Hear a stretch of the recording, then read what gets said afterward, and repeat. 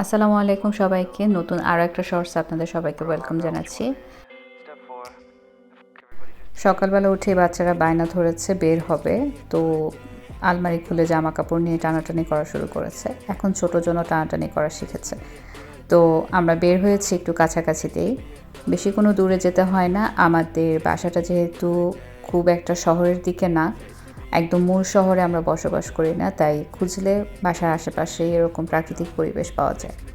সাধারণত বাচ্চারা বায়না ধরলে আমরা অনেকেই ওদেরকে সুপার মার্কেটে নিয়ে যাই বা বড় কোনো শপিং মলে নিয়ে যাই যেখানে খেলনা আছে।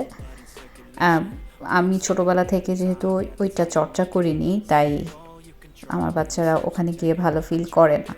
আমরা যদি দরকারেও শপিং মলে যাই, খুবই কষ্ট হয়ে যায় ওদেরকে ম্যানেজ করা। আর ওরা যেহেতু ফোন দেখে না, ওদেরকে যেহেতু ডিভাইস দেওয়া হয় না, সেজন্য আমাদের জন্য আরেকটু টাফ হয়ে যায়। তো প্রকৃতির একটু কাছাকাছিতে নিয়ে গেলে বাচ্চারা অনেক বেশি এনজয় করে এবং নিজেরাই খেলতে থাকে। আমাদেরকে ওদেরকে খুব একটা কনসেন্ট্রেশন দেওয়া লাগে না। হ্যাঁ, যেন কোনো বিপদ না ঘটে সেদিকে আমরা খেয়াল রাখি, কিন্তু ওরা নিজেরাই খেলতে থাকে। এই জন্য একটু প্রাকৃতিক পরিবেশে আমরা ওদেরকে নিয়ে যাওয়ার চেষ্টা করি। আমরাও খুশি থাকি, কারণ আমাদেরও ভালো লাগে প্রকৃতি, তো ওরাও খুব এনজয় করে। এটা ছিল আমাদের বাসার কাছেই খুব সুন্দর একটা জায়গা।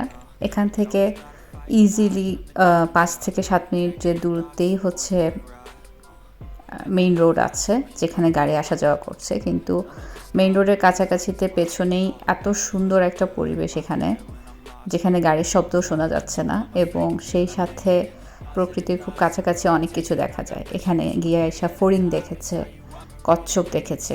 কচ্ছপ আমি শ্যুট করতে পারিনি। তারপরে এই বাসায় একটা কুকুর ছিল, সেটার সাথে অনেকক্ষণ ধরে এসে খেলা করেছে।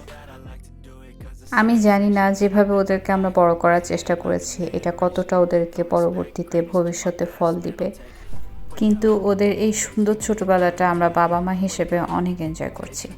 সবাই ভালো থাকবেন, বাচ্চাদের যত্ন নেবেন। পরবর্তী শর্টস দেখার আমন্ত্রণ জানিয়ে বিদায় নিচ্ছি। আল্লাহ হাফেজ, আসসালামু আলাইকুম।